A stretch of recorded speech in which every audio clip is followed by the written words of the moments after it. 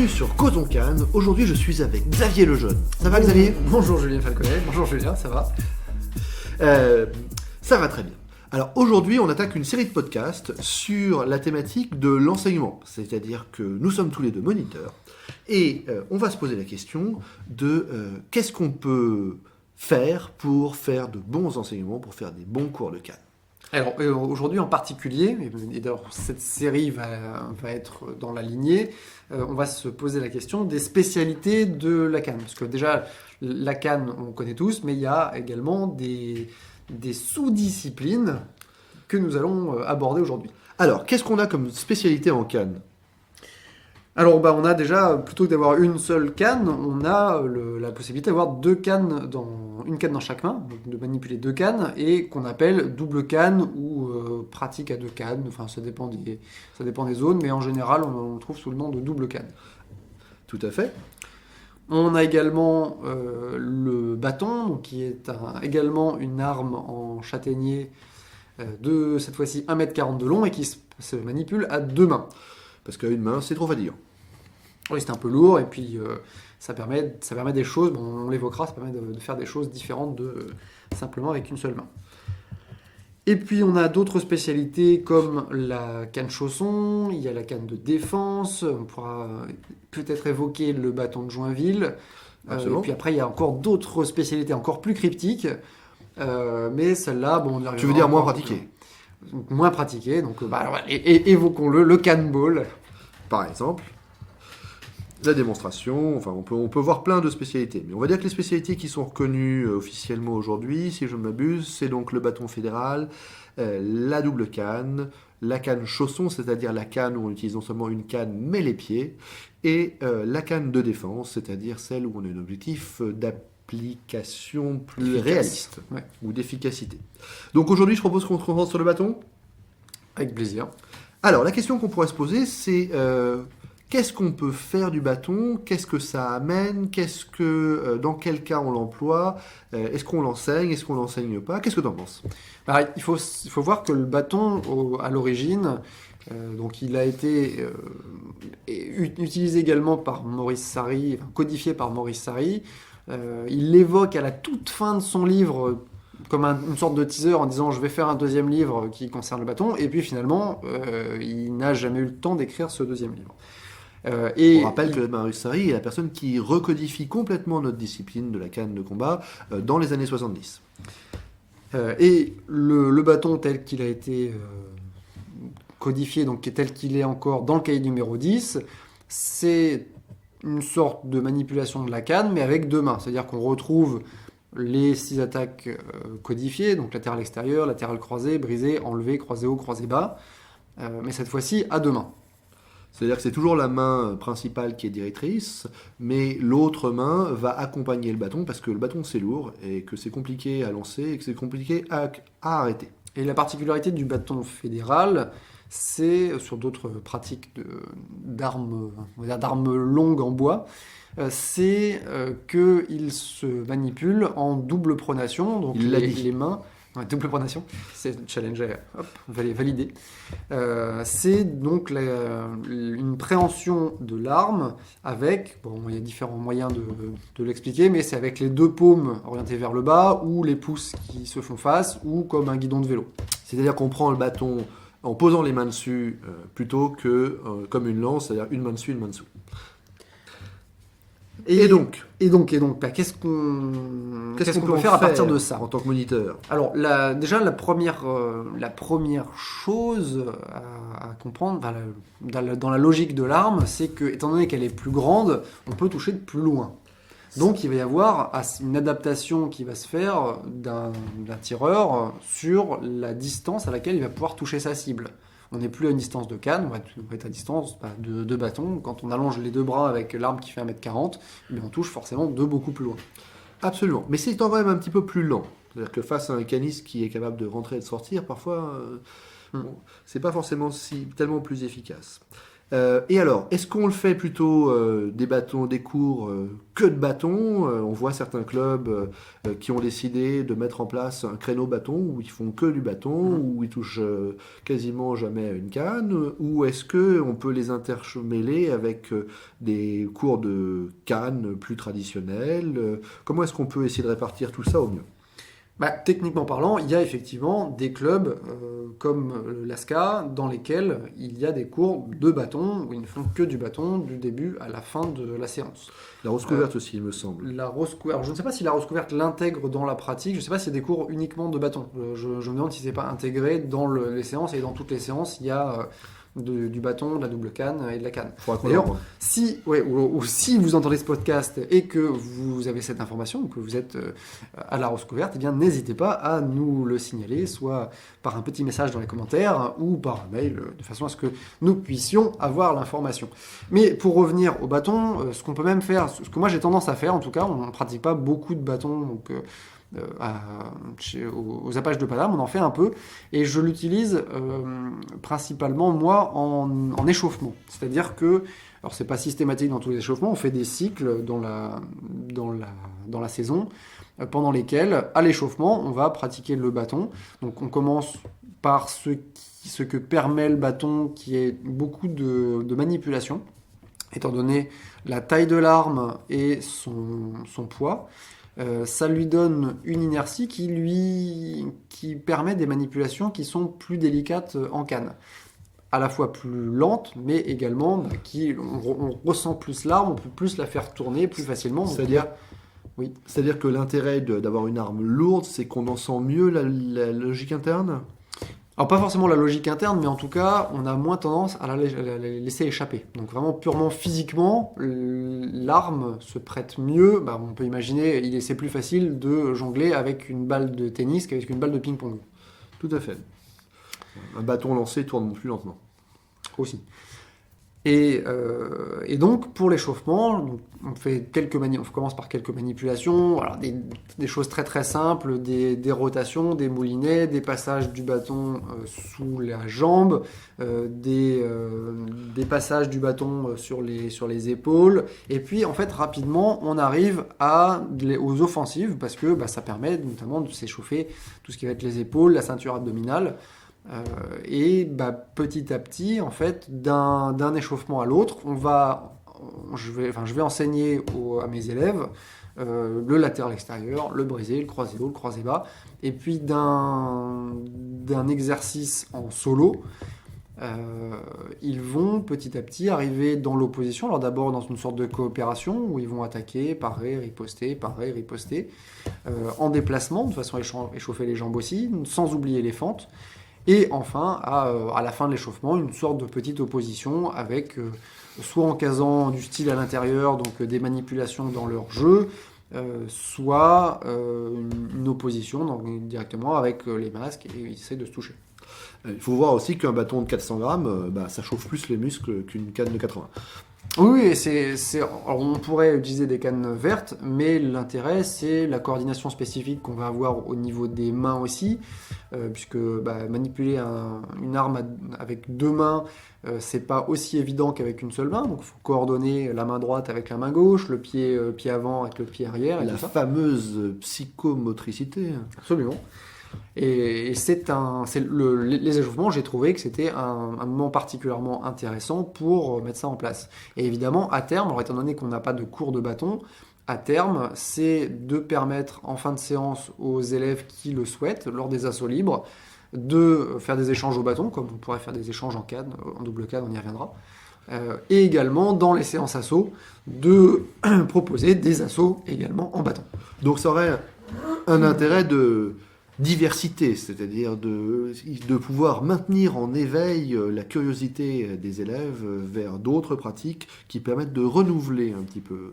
Oui, il y a un double intérêt, à la fois l'aspect d'échauffement et l'aspect on utilise une autre arme, on a une coordination différente, on a une distance à gérer différente. Alors, et toi de ton côté, alors fais-tu du bâton ? De mon côté, moi j'ai eu une expérience assez intéressante à une période où j'ai réintroduit le bâton systématiquement en échauffement lors d'un cours qui était assez long, qui était mon créneau du mercredi, et j'avais un élève tout jeune, d'entre guillemets de l'année, et on commençait toujours par le bâton. Et le bâton, effectivement, il se maniait à deux mains. Ça veut aussi dire que j'ai beau l'expliquer très longuement à mes élèves en Cannes, que les coups se font avec tout le corps, avec le bâton, ils n'ont pas le choix. Et donc, ce coup qui se fait avec tout le corps, avec de l'amplitude, avec le bâton qui est très lourd, qui nous entraîne, le bâton peut nous déséquilibrer s'il va suffisamment vite. Eh bien, on faisait systématiquement un enchaînement.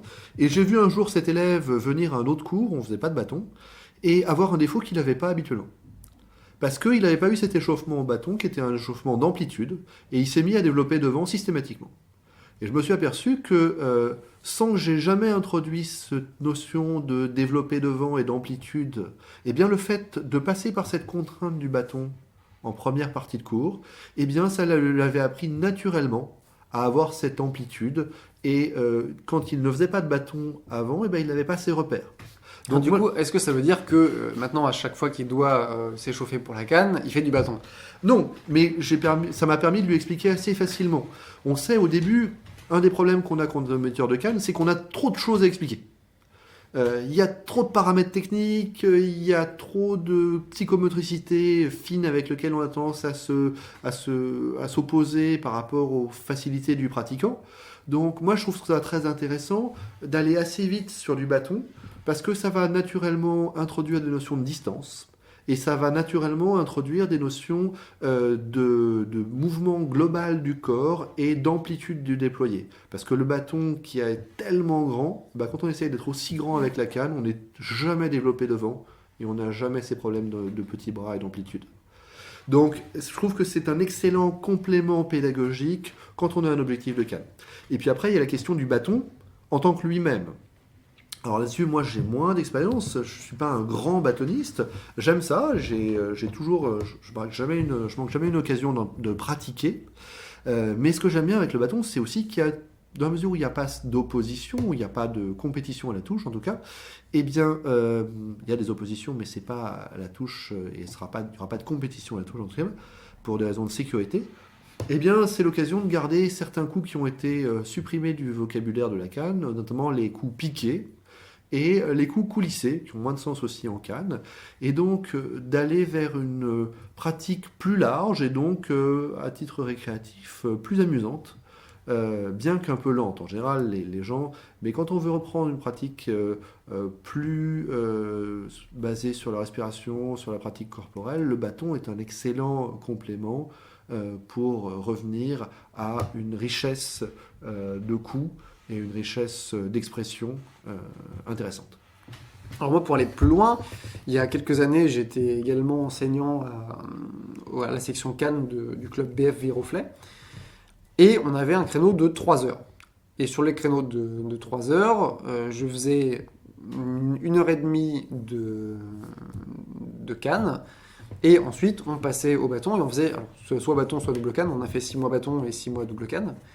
Et donc, dans l'heure et demie qui suivait, on n'abordait que du bâton, on faisait que du bâton, voilà, sur tout le panel. Et en gros, j'essayais de réutiliser ce qu'on avait vu à la séance juste avant, donc en canne, et de les appliquer au bâton.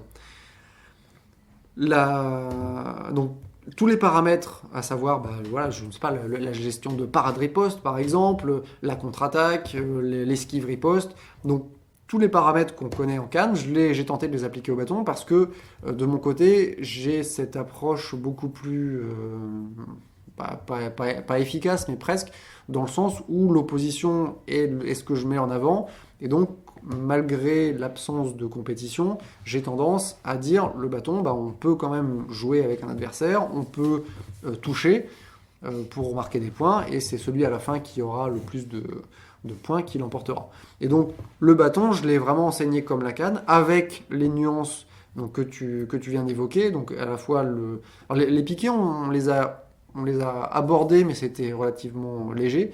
Par contre, les coulissés,